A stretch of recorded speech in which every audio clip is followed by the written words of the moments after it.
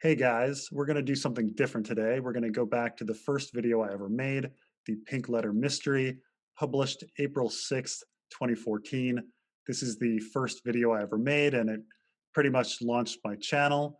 It was made on a laptop in a one-bedroom apartment, and so we're going to see how much my videos have evolved over the years. This is actually a pretty interesting thing to do on YouTube, is to go to any channel, look at the videos they do now, go back to their first ones and see how much someone has evolved or has not evolved. So we're gonna see if I've evolved at all, and see if the video holds up actually after all of these years. So first, a word from our sponsor, but we're gonna get into this when we get back. And so I'm back to talk about Raid Shadow Legends. With 500 champions to collect, each with their own skills and all sorts of artifacts to find and equip, no two champions will ever be the same, and that's what's fun about the game. You customize your champs and figure out how to defeat foes in a personalized way. For example, here's Fellhound, who attacks all enemies at once. Put him in special stunning armor and he'll keep enemies passed out. Or Roshkard here, he can block incoming damage. I put him in speed armor, making sure he goes first in battle, and my team is invulnerable in the arena. And this month, Raid's got their biggest update ever out. The main event is already here, the Doom Tower. It's a giant tower with 120 floors, a bunch of secret challenge rooms, and 12 seriously badass bosses to take on. I've been waiting for this for a long time, so it's pretty fun to dive in. And to help everyone get started in the tower, the Raid team is giving away a super special champion, Bulwark. He's absolutely awesome in Clan Boss, and he's going to be a huge help in the tower against those bosses. On top of that, they're also releasing 14 awesome new champions just in time for the holidays, along with a whole host of holiday events and tournaments. If you want a huge head start in Raid, all you have to do is hit the link in the description, and you'll get an XP booster, some energy refills, an ancient shard, a free Void champion, and 50 gems. You'll find your extra rewards here in your inbox for the next 30 days only. You can find me in-game under the name Sweet Robin, and if you're quick enough, you can even join my clan, the Knights of the Vale. And it's that easy, just click the link in the description and I'll see you in the game. All right, let's get into this. The Pink Letter Mystery Part 1, spoilers up the wazoo. I used to always warn everyone with spoilers, and then I just kind of assume that everyone's read the books at this point and is into the theories. Though it was actually kind of wrong. I actually found out later that some people watch my videos who had only seen the show, and I've even met people that have neither read the book or watched the show, who for some reason watch my videos, which is one of the oddest things, but to each their own. So here we go. One of the most frustrating, aggravating, and awesomely intriguing things about the So one of the things you'll notice is that in these early videos, all of them are stills that shift from one place to another, sometimes going in different size. This is called a Ken Burns effect, which is the default for iMovie. I used to make my everything in iMovie. I now use Final Cut Pro, but the default for anything is to have an image, have it shift to another place, sometimes growing or shrinking in size. And then all the time, I'll see somebody's presentation somewhere or some other video doing the same thing, and I'll be like, "Yep, iMovie beginner." It's kind of for movie makers. It's just kind of the clue. But yeah, this was I was just figuring this stuff out as I went along. I also tried to put in a lot of jokes written on these, but I'm not that funny. A Song of Ice and Fire book series is The Mystery of the Pink Letter, aka The Bastard AKA the Letter. Bastard Letter. No one calls it the Bastard Letter. The only place it's called the Bastard Letter is the wiki, because I think the creators of Westeros.org call it that, but no fan ever has ever called it the Bastard Letter. It's the Pink Letter. Everybody knows it's the Pink Letter. So I meet a lot of people that say they love the book series, but when I ask them, so who do you think wrote the Pink Letter? They look at me blankly. The letter at the end. The one that John receives right before he gets fucking stabbed. The climax to the whole book. And they usually say they read the book a long time ago or don't remember that part. It's been a long time since I read Green Eggs and Ham, but I'm pretty sure. So you can hear the clicks after every line. This is because I was recording with the internal mic on my laptop, and I would hit spacebar to stop the audio and to start the audio, and you can hear every time the clicking of that spacebar. But here I'm actually talking about something that was really happening to me at the time. I had finished the books a few months before making this video, and a lot of people said they were fans of the book, and I wanted to ask them about the pink letter and other things at the end, and they would just say they just kind of took it as true that, oh no, Ramsay wrote that letter.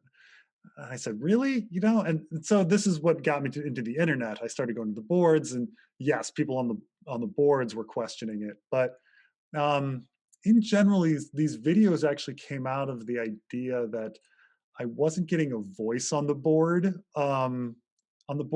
and it was mainly because anytime you put something on the boards that's a little obscure, you're not going to get that many responses. If you're talking about John and R plus L equals J, you have 1,000 people that are responding, and so that message goes to the top. But if you did something very obscure, like, oh, I have a theory about the Brotherhood without banners, maybe a few people might see it, maybe one or two responses, and it would disappear. And so you could spend a lot of time theory crafting, and then it would just go away in a second. So I felt I wasn't really getting a voice, and so I went to YouTube. Sure, it ends with some dude eating green eggs and ham. So, what's the pink letter? So, a letter arrives for John at the wall, sealed with pink wax, and it says it's from Ramsay Bolton and claims Stannis is dead, and he wants John to surrender a bazillion important people, including a couple people he doesn't even have. John gets all riled up, and he boneheadedly announces to everyone that he's going to desert the Night's Watch and go fight Ramsay. You know nothing, Jon Snow. John, that's about as smart as threatening a call, or trusting a fray, or trying to steal a dragon. So this there's I have to look this up because this guy would recreate scenes from Game of Thrones with Legos, and I thought it was so funny because he'd recreated. Um, I don't know. So, of course, he gets the shit stabbed out of him. Now, if you read Dance with Dragons quickly and didn't think about it, you'd just say But that this Ramsay is this is Bolton wrote really the the letter. thing is when I first finished To Dance with Dragons, even before I was a mega fan and all of that, even before I went into the boards and the theories and everything, I just got the impression that the letter was a fake, and Tormund suggests that it's a fake. So it was really odd to me that when I'd run into people that never even considered that it could be a fake, like we have a letter earlier to Asha that's completely different. This doesn't seem like Ramsay. It doesn't feel like Ramsay. Tormund suggests that the letter might be fake.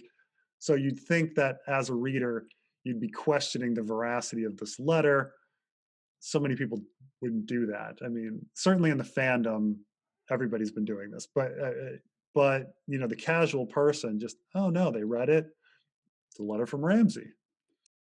After all, it's a really mean letter. It's got a signature on it, and it's got pink wax. Pink wax is the color used by Ramsay's Dreadfort.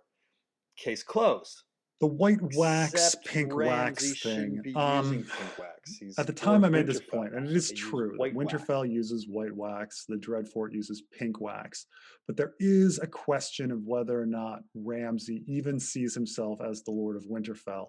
Certainly in the letter, he signs it as Lord of Winterfell, but um, Ramsay is probably only interested in being Lord of the Dreadfort and thinks that Winterfell is a ruin. Um, Now, it's understandable that he would, if he's trying to piss John off, he would call himself Trueborn Lord of Winterfell. But then, if he's trying to piss John off, use the white wax. But one could see him using pink wax because his true motivation is to be the heir to the Dreadfort, and so maybe it wasn't the best argument to say he's using the wrong wax, but nonetheless, it's a it's something that's curious. Winter fall. Now, the wrong handwriting and the wrong writing style is definitely a major thing. A lot of people say, well, the handwriting, he's angry and he's writing it fast. And it's like, well, that's not actually how letters are written in Westeros. You have to go to a maester and he has to send it off and everything. Like Ramsay doesn't know how to use ravens. And so you'd go through it carefully. In fact, probably well, maybe a maester wouldn't write it, but he'd certainly send it. But it's a long process to produce a letter. Plus, later on, we find that the letter's calculated. So yes, the handwriting and the writing style is definitely something that we're supposed to notice. This is why a letter was sent to Asha earlier, so we can compare the two letters. And the letter's not in his handwriting or his writing style. And there's no skin attached. Yes, no skin. The big thing is he has the skin introduced in a Storm of Swords. That skin comes with his letters. He sends skin to Asha. Why wouldn't he send skin on this one? Writing in blood are all the things that make Ramsay the sick fuck he is. Writing in blood, yes. Keep in mind, we have an example of a letter by Ramsay when he's trying to be intimidating. When Asha is at Deepwood Moat and she receives news about the Ironborn. Deepwood Moat. Kaelin, Ramsay's letter has a piece of skin attached. It's written in blood. It has spiky handwriting. It's very eloquent. There are other signatories. This is absolutely true. This all holds up. This is now, exactly what I thought when as a casual, when I first read and finished his handwriting was off because the first time quickly, and he forgot to get any flaying in that afternoon. But no, actually, this letter took a lot of time. It's very, very deliberate in what it said. Let's read the first lines. Your false king is dead, bastard. He and all his host were smashed in 7 days of battle. I have his magic sword.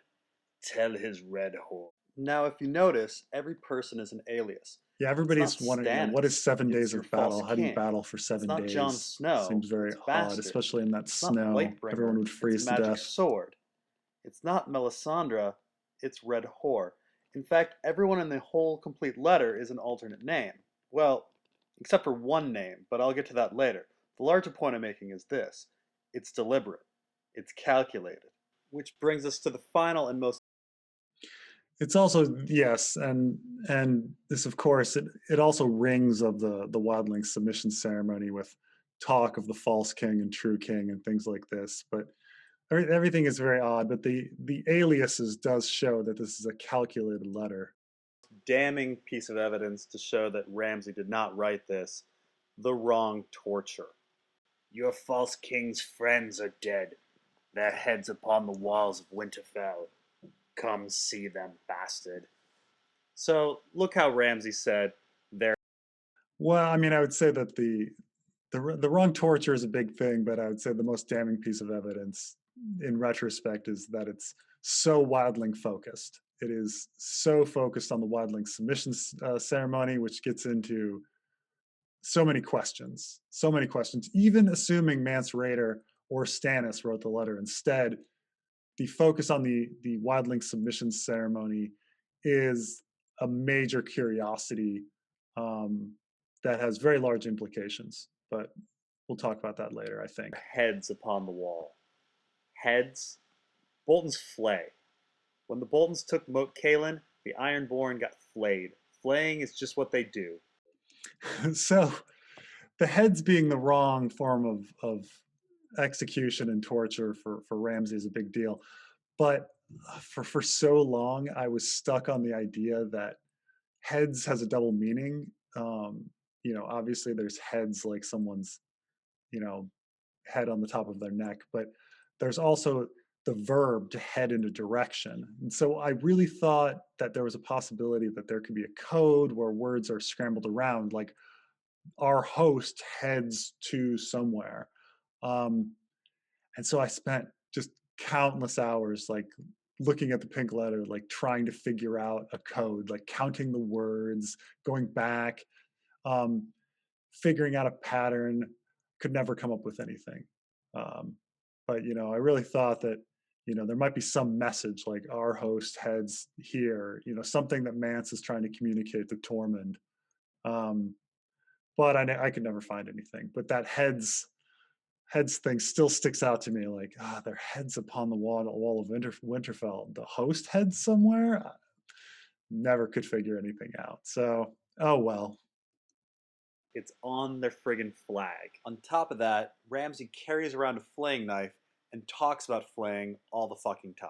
Whoever wrote this letter, it's unlikely that they're even a northerner, considering that House Bolton is famous, utterly famous, for flaying people. So, who wrote the pink letter? Well, whoever they are absolutely obsessed with the wildling submission ceremony. Now, if you remember, after Yes, I do think this is still the strongest point um, to show that Ramsay did not write the pink letter is the focus on the Wildling submission ceremony. I mean, whether it be Stannis or whether it be Mance, that ceremony is clearly paralleled in this letter, clearly referenced in this letter. Ramsay would have no knowledge about the ceremony or wouldn't care about it. So, really, the Wildling submission ceremony being such a big focus of the letter is definitely the biggest clue that this is not Ramsay. Stannis defeats the wildlings in battle, he makes the survivor wildlings submit to him. And to discredit their old king, Mance Rayder, he pretends to burn him in a cage. And then Melisandre yells, "Your false king brought you only death, despair, and defeat. But here stands the true Still doing king. the voices. Behold his Still glory." doing my bad And voices. Stannis draws Won't Lightbringer. stop. So this is what the letter says. Your false king lied, and so did you. You told the world you burned the king beyond the wall. Instead, you sent him to Winterfell to steal my bride from me. Wait a minute, if you're from the Seven Kingdoms, why the hell bring up this ceremony? I mean, why bring up burning and magic swords? I mean, after all, to people in the Seven Kingdoms, Stannis' claim to the throne is his blood. They would give two shits about him lying to wildlings, and his sword is irrelevant unless you follow the Red God, which 99% of people And don't. this is one of the weirdest things. The focus on the Wildling submission ceremony. Yes, it definitely shows that it's not Ramsay, because why would he bring this up? But also, why communicate the Wildling submission ceremony to John? Like, why does John think that ceremony is significant? It's a more significant ceremony to the wildlings themselves, but Stannis actually doesn't bring that many wildlings through the wall. It's Tormund that brings thousands of wildlings to the wall, but Tormund only comes to the wall a few days before the pink letter arrives. And so it kind of makes one think that there's some sort of coordination between the writer of the pink letter and Tormund, which is some big implications. How Mance would communicate and plan with Tormund is difficult. Um, and this gets into part 2 and part 3 of this series, but um, there's no reason for Ramsay to be talking about it. And even Stannis, I don't know if it may be. I mean, I guess Stannis talks to Val, so it could be Stannis trying to coordinate with Tormund. So it doesn't eliminate Stannis. I always felt that Stannis is a great second guess after Mance, but Mance and Stannis are supposedly on the same side, so in a way, it's the same team. But uh, definitely not Ramsay. He wouldn't care about the wildlings. Is his blood. They would give two shits about him lying to wildlings, and his sword is irrelevant unless you follow the Red God, which 99% of people don't. In fact, if Stannis were truly dead, his daughter Shireen becomes the biggest threat to anyone vying for the Iron Throne. But little Shireen is only mentioned as an afterthought. This is true. I never understood why there's so little focus on Shireen, though.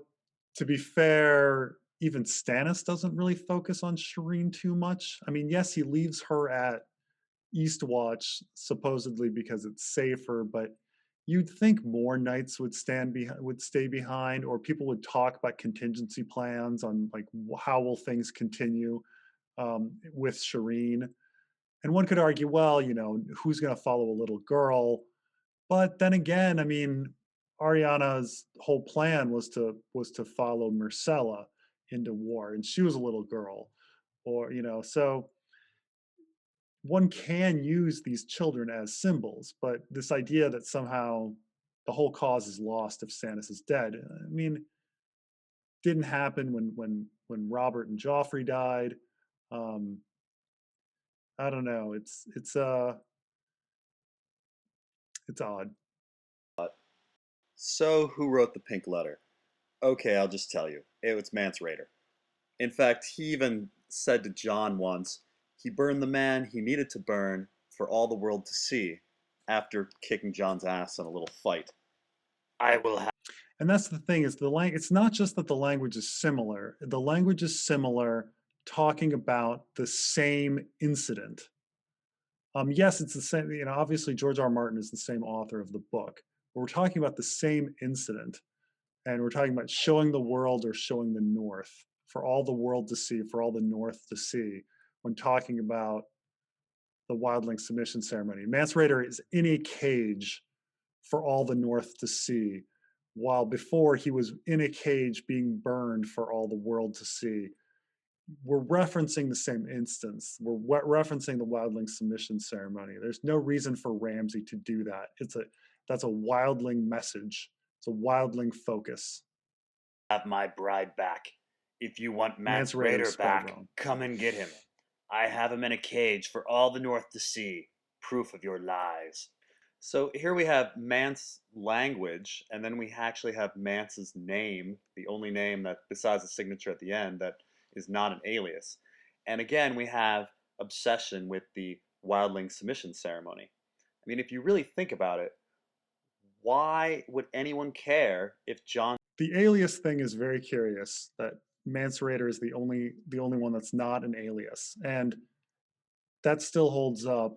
I mean, even if one were to say it's a coincidence, a time has to be put into coming up with aliases for each person.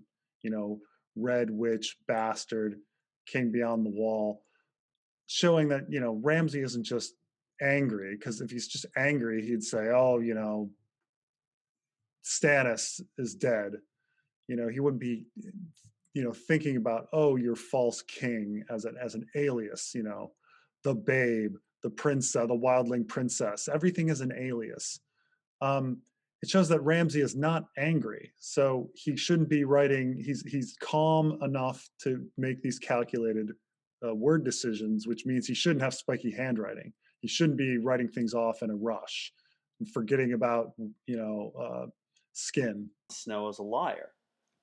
Oh, I mean, the wildlings would care, the Night's Watch would care, but no one in the Seven Kingdoms would really care. The only possible explanation, if you're going with a Ramsay Bolton wrote the letter, is that somehow Ramsay wants the Night's Watch and the wildlings to turn on John, so they'll send Ramsay his bride back? But it's an awfully convoluted way of going about things. This is a pretty big focus on wildlings when the center... It's also very odd that it's a 3-week trip to the Wall from Winterfell. So Ramsay should know that, even going as fast as she could, the bride, fake Arya shouldn't be at the Wall yet, which is an odd thing. There's all sorts of just odd things going on in the, she's 2 weeks supposedly from, 7 days of battle or whatever. She's 2 weeks from arriving at the Wall. Why is he sending this letter?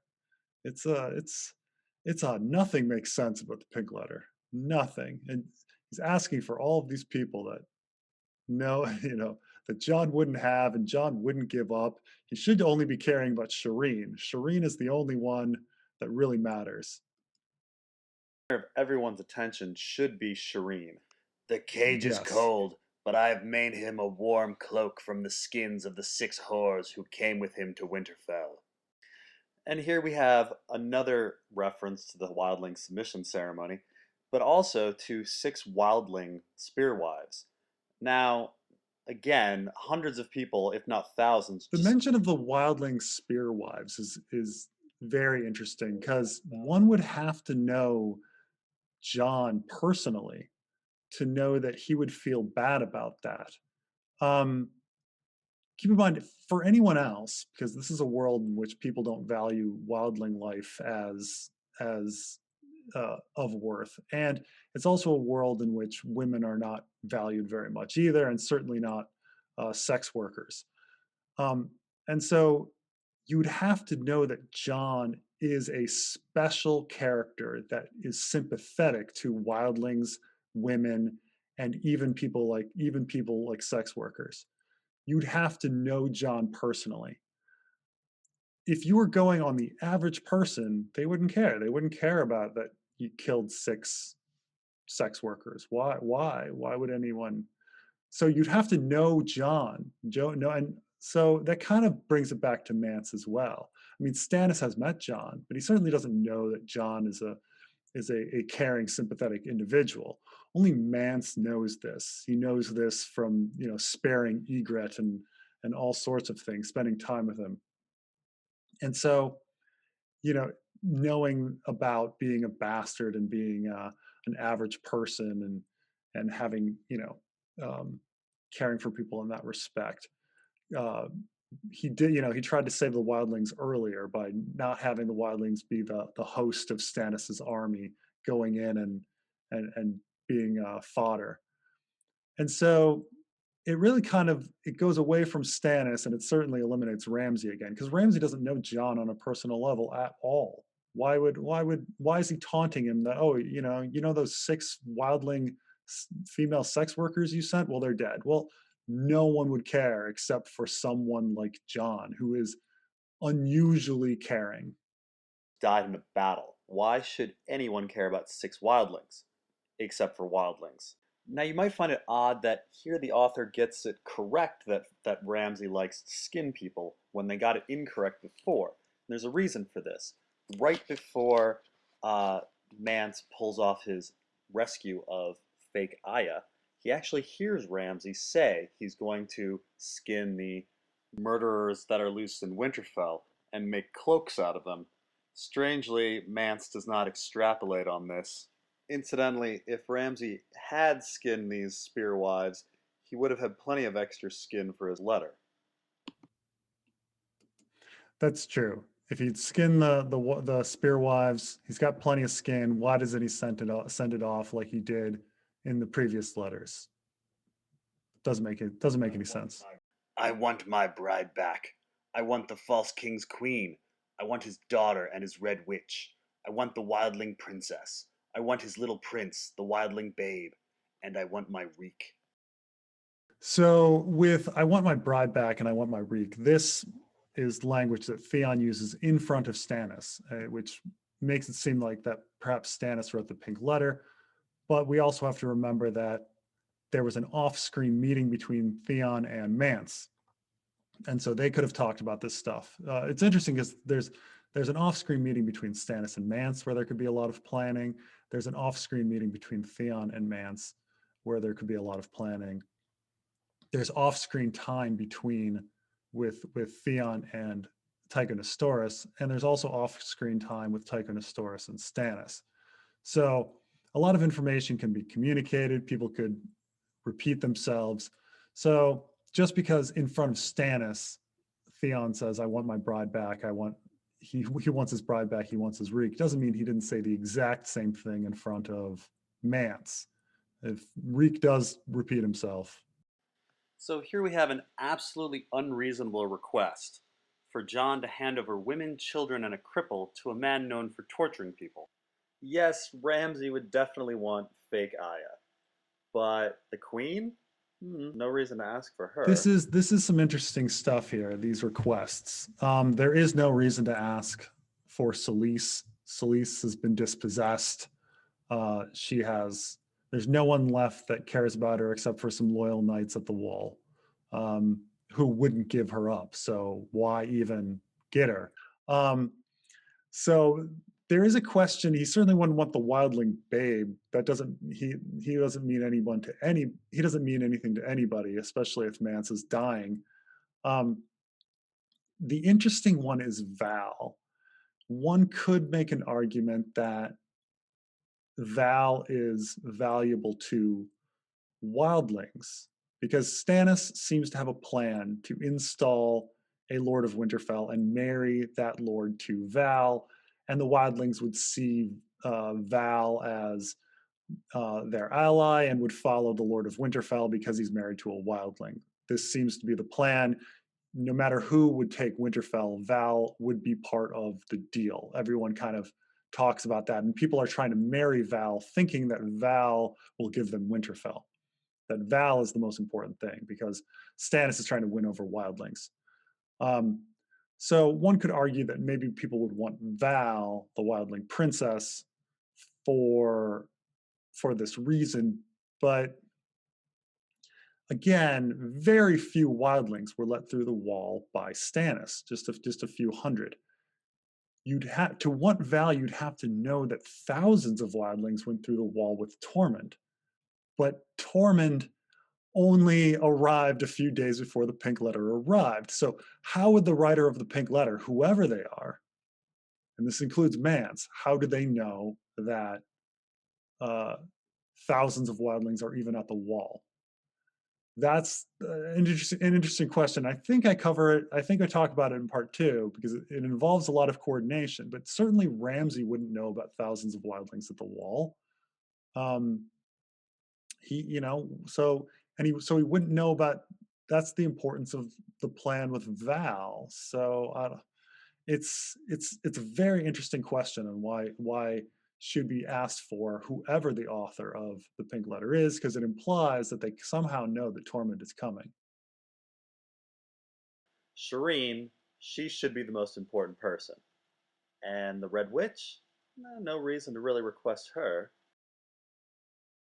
It's true. There's no reason to ask for Melisandre. Melisandre is meaningless to anyone except for Queensmen and followers of the Red God, which, they're all at the wall, so they shouldn't give her up. So why would, what use is she to Ramsay? It's a ridiculous request. Val? No reason. The Babe? No reason. Theon? Well, yeah, he is. Theon is a very important person to ask for. Obviously, Ramsay would want him on a personal level, but Theon can be used in so many ways. He can be used to negotiate for Torrance Square. He can be used to negotiate for the Glover hostages. He can be used to negotiate with Euron. There is a million reasons why you'd want Theon.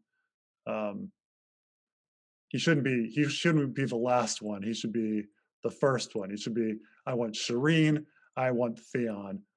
That's pretty much, and I want my bride back. That's about it. Prince of the Iron Isles. I suppose it's important for him to get him back. But why make unreasonable demands for people you don't really care about and focus heavily on wildlings for no reason at all? It's as if the author only wants to piss Jon off. Interestingly, It's true that, again, broken record here, so much wildling focus, so much, he's just trying to piss, also just a focus to anger Jon, which, why anger Jon? Why is the Night's Watch even considered a factor? It's a few hundred fighters, again, that can't do anything against Ramsay's forces. My bride back and I want my wreath is Theon language, something he repeats to Stannis after his escape from Winterfell. And while this may seem like it implicates Stannis as the writer of the Pink Letter, keep in mind that Theon had a long meeting with Mance and tends to repeat things quite a bit. Meanwhile, endangerment of his daughter Shireen via chaos at the wall really does not point to Stannis as the author. Send them to... Yeah, now, of course, we find out later that Stannis is going to sacrifice his daughter. Does he really care about his daughter that much? I don't know. We don't know if how much Stannis really cares about Shireen. It seems really weird that Stannis would send this chaos bomb to the wall. because it would be a chaos bomb, right? You know, you're trying to get the Lord Commander to come south for his sister. No matter what, you're talking about leaving the Night's Watch without a commander, you know, creating a little bit of chaos at the wall, or a lot of chaos at the wall, which seems to happen. Um, if you're, you know, if your daughter is there, if your wife's there, like why do that? And what advantage is it for Stannis to do that? I mean, unless there's a timing issue and he wants the, you know, these chapters are out of order and he wants the wildlings to come south, but again, he would have to know about Tormund coming to the wall and Val, which maybe he does. Maybe there's a lot of planning. Who knows? But it's not something Ramsay would really be focused on. Like, why would Ramsay really be focused on uh, trying to piss off John? He wants the Dreadfort. Does he think John is some sort of threat to the north?